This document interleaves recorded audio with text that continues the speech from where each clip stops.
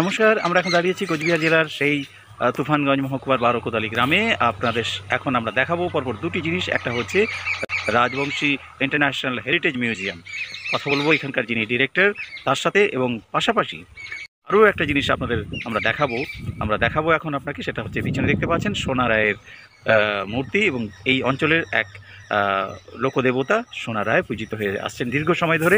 কী তার বিশেষত্ব, কী তার বৈশিষ্ট্য, এটাও আপনাদের সামনে আমরা তুলে ধরবো। আপনারা সঙ্গে থাকুন, আমরা ফিরে আসছি একটু পরেই। আছি কোচবিহার জেলার প্রত্যন্ত একটি গ্রাম বারোকোদালি। আমরা দেখতে পাচ্ছেন এখানে রয়েছে ভাওয়াইয়া সঙ্গীত একাডেমি পরিষদ, উত্তরবঙ্গ রিসার্চ অ্যান্ড হেরিটেজ ফাউন্ডেশনের এই চত্বরে। আমরা যাব রাজবংশী হেরিটেজ ইন্টারন্যাশনাল মিউজিয়ামে। এই মিউজিয়াম একটা অত্যন্ত গুরুত্বপূর্ণ এই অঞ্চলের ক্ষেত্রে, একটি প্রত্যন্ত গ্রামে, এবং প্রচুর মানুষ আসেন এখানে এই গ্রামে এই মিউজিয়াম দেখার জন্য। 300 বেশি এখানে আর্টিফ্যাক্টস রয়েছে, সেগুলো আমরা দেখব, শুনবো কী এখানকার বিশেষত্ব। আন্তর্জাতিক যেহেতু কথাটা বলা হচ্ছে, সেই জন্য আমরা এই মিউজিয়াম এবং একাডেমির যিনি ডিরেক্টর আমাদের সাথে রয়েছেন ডক্টর জয়ন্ত বর্মন, তার সাথে আমরা এখন কথা বলবো। আচ্ছা জয়ন্তবাবু, আপনারা এই যে বলছেন ইন্টারন্যাশনাল মিউজিয়াম এর যেখানে আমরা দাঁড়িয়ে আছি, এর বিশেষত্ব কী? এখানে মোটামুটি আমরা কি দেখতে পাবো?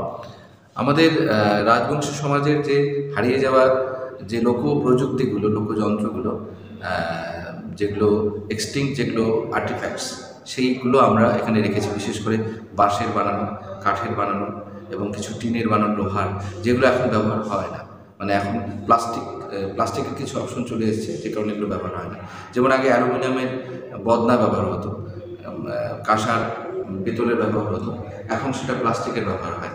বেশ কিছু বাঁশের এখানে জিনিসপত্র দেখা যাচ্ছে যেগুলো ব্যবহার হয় না, কারণ ট্রাক্টর চলে এসছে, লোহার যন্ত্র দিয়ে তার চাষ হয়।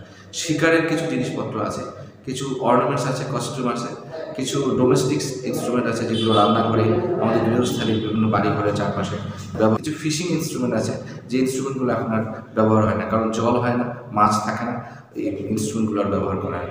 সেই ইনস্ট্রুমেন্টগুলো চরকা, আপনারা দেখতে পাচ্ছেন এই চরকা, তারপর দাড়িপাল্লা, যেটা এখন আমাদের ইলেকট্রনিক দাড়িপাল্লা হয়ে গেছে, তাই আমরা বেতের যে দাড়িপাল্লাগুলো, সেই পাল্লাগুলো আমরা এখানে রেখেছি। মানে যেগুলো এক্সটিংক্ট হয়ে যাচ্ছে, হারিয়ে যাচ্ছে, হারিয়ে যাবে, এটা স্বাভাবিক কথা, সেগুলোকে আমরা ধরে ধরে এখানে রাখছি নিউ জেনারেশনকে চিনিয়ে দেওয়ার জন্য। এখানে আন্তর্জাতিক বলতে, যেহেতু এটা Rajbanshi heritage international museum, Rajbanshi সমাজের যে সমস্ত ইনস্ট্রুমেন্টগুলো ব্যবহার হয়, আর্টিফ্যাক্টসগুলো ব্যবহার হয়, সেগুলোই কিন্তু এখানে রয়েছে। তো এরকম বাংলাদেশে উলিপুরে, কুড়িগ্রাম উলিপুরে একটা মিউজিয়াম আছে এইরকম রাজবংশী মিউজিয়াম। নেপালে ঝাপায় একটা মিউজিয়াম আছে রাজবংশী মিউজিয়াম, সেখানেও একই রকম ইনস্ট্রুমেন্ট আছে, হয়তো কিছু কিছু ইনস্ট্রুমেন্ট একটু আলাদা জায়গায় বিশেষে, কিন্তু ওটাও রাজবংশী মিউজিয়াম, এই জন্য এটা ইন্টারন্যাশনাল বলা হচ্ছে। সর্বমোট 350 থেকে 400 ইনস্ট্রুমেন্ট রয়েছে। তো আশা করি এটা 1000 পৌঁছবে আগামী দিনে, আমরা সংগ্রহ করছি। আগামী দিনে এই পুরো বিল্ডিংটা আছে, এই পুরো বিল্ডিংটা আমাদের রাজ্য সরকারের খাদি অ্যান্ড ভিলেজ ইন্ডাস্ট্রিজ বোর্ডের সহযোগিতায় ইউনেস্কোর একটা project, rural craft and culture hub of Bhawaiya, এই মিউজিয়ামটা এখানে রয়েছে। সারা পুরো বিল্ডিং আমরা ছড়িয়ে দেবো, এবং নিউ জেনারেশন যারা আছেন স্কুলে যাবো, এই জিনিসগুলোর সঙ্গে তাদের একটা পরিচয় করানো, একটা সেতু বন্ধন করানো আমাদের ইচ্ছে।